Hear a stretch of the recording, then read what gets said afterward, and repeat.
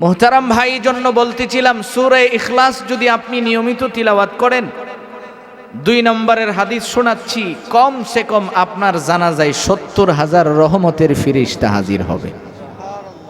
কতজন ফেরেশতা? 70,000। এটা আমার কথা না। ইন্নাল্লাযীনা ক্বালু রাব্বুনাল্লাহ ثم استقاموا تتنزل عليهم الملائكة ألا تخافوا ولا تحزنوا وأبشروا بالجنة التي كنتم توعدون। আমার ভাইজান, রব্বুল আলামিন কয়, পৃথিবীর মানুষ ভালো করে শুনালো, যারা দুনিয়ার জমিনে বলে রব আমার আল্লাহ, অতঃপর এই কথাটা মরণ পর্যন্ত ধরে রাখে, যদি প্রয়োজন হয় আসমানের মালিক আল্লাহ বলেছেন তাকে আসমান থেকে রহমতের ফিরিস্তা দিয়ে সম্ভাষণা জানাবেন। সুবহানাল্লাহ। আপনার আমার নবী, বিশ্ব নবী মুহাম্মাদুর রাসূলুল্লাহ সাল্লাল্লাহু আলাইহি ওয়াসাল্লাম তাবুকের যুদ্ধে রওনা করলেন। 20 দিন লম্বা সফর করে যখন তাবুকের ময়দানে পৌঁছায়া যায়, ওখানে যায় দেখে শত্রুরা আগেই পলায়ন করছে। সুবহানাল্লাহ। যুদ্ধ সারা যুদ্ধ বিজয় হয়ে গেছে।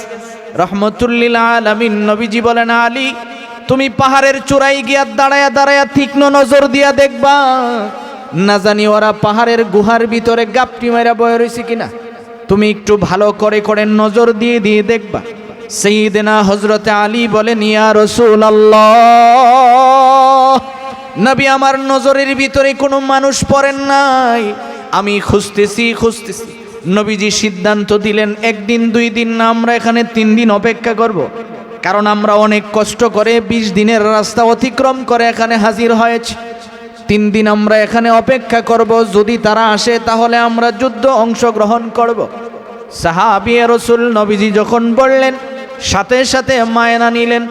ওরা 3 দিন এখানে অতিক্রান্ত সময় পার করে আবার যখন মদিনার দিকে রওনা হয়ে যায়, কিছু দূর যাওয়ার পরে পাহাড়ের গিরিপথ দিয়ে যখন আপনার আমার নবী হাঁটতে লাগলেন, নবীজির সামনে আয়েশা জিবরাইল দাঁড়ালেন।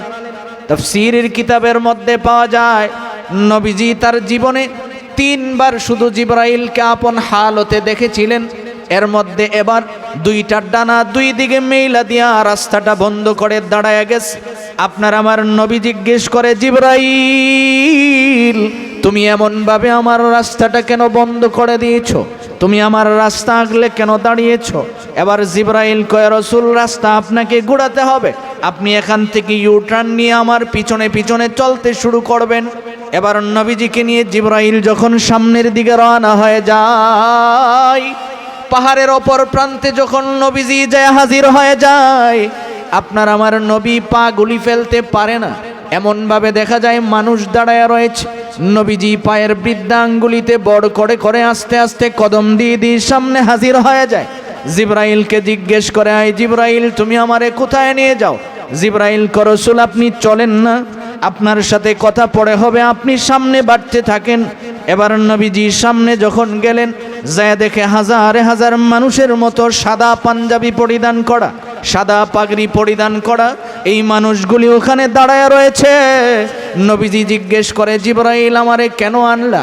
এবার জিবরাইল কয়, রাসূল একটু সামনে আপনি নজর করে দেখেন, আপনার আমার নবী সরকারে দু জাহান বিশ্ব নবী মুহাম্মাদুর রাসূলুল্লাহ সাল্লাল্লাহু আলাইহি ওয়াসাল্লাম তাকায় দেখে একটা লাশ সামনে রাখা।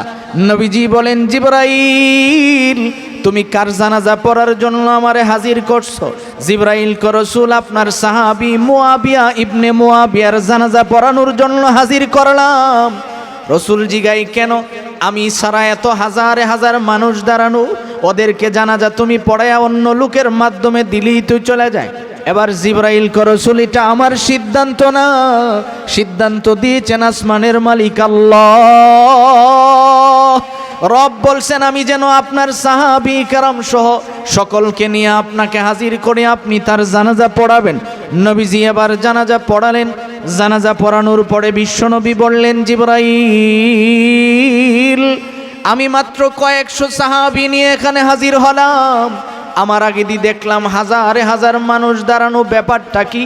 এবার জিবরাইল কয় রাসূল এইগুলি মানুষ না, কারণ আমি আসমান থেকে রহমতের ফিরিস্তা নিয়ে আইছি। সুবহানাল্লাহ, আরো জোরে বলেন সুবহানাল্লাহ, আরো জোরে বলেন আল্লাহু আকবার।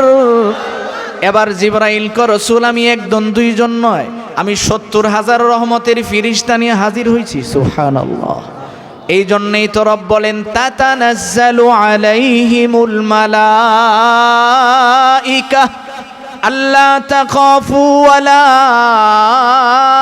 তাহজান ওয়া আবশিরু বিল জান্নাহ। রব বলেন ফিরিস্তারা আইসা তোমারে প্রথম নম্বরের সুসংবাদ দিবে, তোমার কোনো ভয় নাই, তোমার কোনো টেনশন নাই। এই মিয়া, তুমি তো মরণের ভয়ে পালায়া যাও। তাফসীরের কিতাবের মধ্যে পাওয়া যায় আজরাইল যখন কোনো বান্দার সামনে হাজির হয় বদকার যারা খালি একটা থাপ্পড় মারে, ওই থাপ্পড়টা দেওয়ার কারণে চক্ষুগুলি বের হয়ে যায়। পাশে বৈশা দেখবেন মানুষগুলি কাঁদে আর বলে মরণের বয়ে কাঁদে না, আমগুরে দেখকানে কান্দে। আমাদের মা বোনেরা বলে যে ও দুনিয়ার মায়া ছাড়তেছে এই জন্য কাঁদে, অথচ হাদিস বলে দুনিয়ার মায়া ছাইরা কান্দে না, আজরাইল যে থাপ্পড় মারছে এই বয়ে কান্না শুরু করে দিচ্ছে। লাশটা নিয়ে যখন বাড়ির থেকে রওনা হয়ে যায়, ওর রুহুটা দেওয়া হয়ে যায়, পিছন থেকে কাঁদে আর বলে আমারে কই নিয়ে যাস, তোরা এত নির্দয়া কেমনে হয়ে গেলি, আমারে কই নিয়ে তোরা ফালাইয়া দিবি। এই জন্যেই তো নবীজি বলেন আল্লাহ তাদা ফানু, যদি দুনিয়ার কোনো মানুষ জানতো তাদের আত্মীয় স্বজনকে দাফন করলে কেমন হয়, মানুষগুলি কবরের দিকে যাইতে সাহস করত না। এই জন্যে রব্বুল আলামিন কয় শোনো, যারা দুনিয়ার জমিনে এই কথাটা জবানে রাইখা নয়, শুধু অন্তরে পর্যন্ত ঢুকায়া ফেলে, আল্লাহ তাআলা বলেন শোনো, ফিরিস্তারা আইসা তোমাকে বলবে তোমার কোনো ভয় নাই, তাতানাজ্জালু আলাইহিমুল মালাইকা। ফিরিস্তারা যখন তোমার সামনে আইসা হাজির হয়ে যায়, ওরা তখন বলবে আল্লাহ তাখাফু ওয়ালা তাহজান, তোমার কোনো ভয় নাই, তোমার কোনো টেনশন নাই, কারণ শোনো আমি তোমারে জান্নাতের সুসংবাদ শোনাচ্ছি। সুবহানাল্লাহ।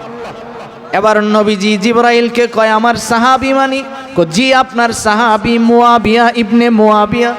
নবীজি বলেন আমার সাহাবীর এত সম্মান, এত ইজ্জত, আমার আগে তুমি ৭০,০০০ ফিরিস্তা নিয়ে দাঁড়ায় রইছো আর জানাজা পড়ার জন্য, বলো না আমার সাহাবীর কোন ইবাদতের কারণে এমন দামি হয়ে গেছে।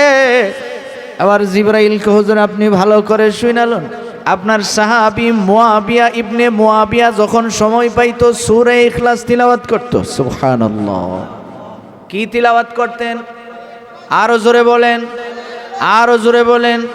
মনে থাকবে ইনশাআল্লাহ, মনে থাকবে, পাক্কা ওয়াদা। সূরা ইখলাস তিলাওয়াত করব ইনশাআল্লাহ, সবাই করব। পারেননি শুদ্ধ করে? বাপরে বাপ, ফরেন সময় তো মনে হইতেছে যে কলিজা সিরা বাইর হইতেছে। ভালো করে বুঝালেন এই শব্দগুলি শুদ্ধ করা চায়।